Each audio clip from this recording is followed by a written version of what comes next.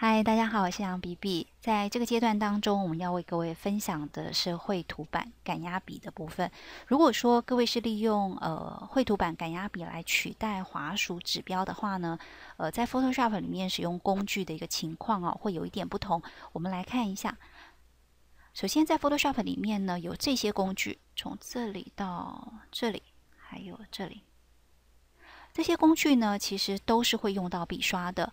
那只要是用到笔刷的部分呢，就可以利用绘图板的压力控制。那我们怎么样确定我们的绘图板这个压力控制在 Photoshop 里面是被接受的，而且是被启动呢？各位可以先选择笔刷工具，开启笔刷面板，就旁边这边的笔刷面板。打开之后呢，各位可以选择笔刷动态。在笔刷动态里面的控制范围呢，选择笔的压力。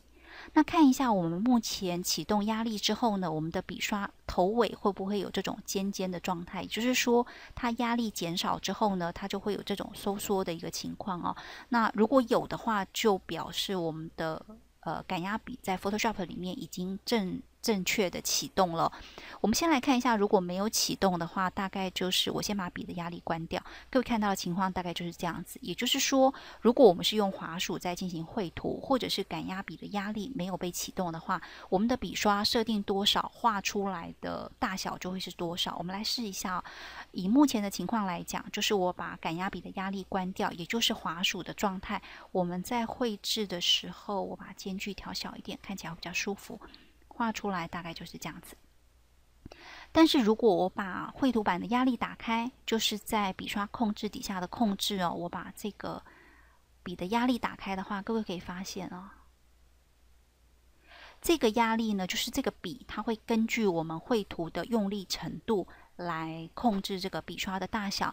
同样的情况呢，这些压力会运用在很多的地方，只要在我们的笔刷里面呢是有压力控制的。各位就可以启动这个压力控制的状态，运用我们目前绘图板上面的赶压笔来控制我们的笔刷大小，以及控制我们的侦测范围。手上有绘图板赶压笔的同学可以试试看哦。